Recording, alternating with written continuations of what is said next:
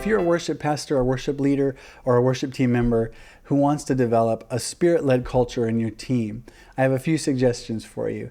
Number one, and most important, is to really model what it means to live a spirit-led lifestyle. It's really difficult to lead people to a place where you haven't been yourself. So be somebody that models what it means to live a spirit-led lifestyle to your team. David said in Psalm 27, verse 4, "One thing I ask from the Lord, this only do I seek, that I may dwell in the house of the Lord all the days of my life, to gaze upon the beauty of the Lord and to seek him in his temple." David knew that gazing upon the Lord, looking upon him in that place of worship, in the presence of the Lord, would change him and would then go out into everything that's connected to him, his family life, his leadership of the nation of Israel, that place of gazing on the presence of, on the beauty of the Lord in the presence of the Lord, even going so far as to say that he wanted to live in the house of the Lord all the days of his life. Because that intimacy with Jesus is where we hear his voice and we learn to discern what he is saying. So be a person who values your time with Jesus in the presence of the Lord above everything else. So my question for you today is, are you somebody that values the presence of the Lord? Given the choice between spending time with the Lord and doing other things, what's your choice? Are you somebody that values the presence of the Lord?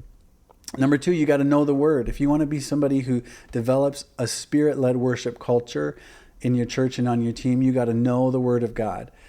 In Psalm 119, it says, "I have hidden your word in my heart that I might not sin against you." So be somebody who takes that time to really hide the Word of God in your heart. Hold the Word of God so dearly. And, we take time every day to feed ourselves. We eat, we drink.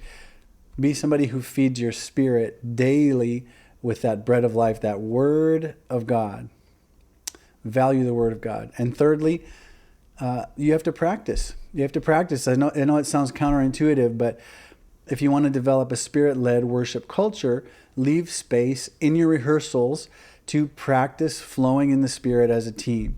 So maybe you take a few minutes at the end of rehearsal and play the changes from one of the songs you just played, a chorus, for example. You play a chorus, play those changes, and just see what comes out, see what happens. Maybe it's a spontaneous song of worship to the Lord, or maybe it's a time to prophetically sing over your weekend or over your team, over the needs represented on your team. Just leave space for the presence of the Lord to speak in your rehearsal time and just see what happens. It's called practice for a reason. It might not sound as polished or as good as your favorite team that you love to watch on YouTube. But in that time of rehearsing and practicing that presence of the Lord, you're going to just have more reps, more opportunities to allow the Lord to speak through you and just see how it goes.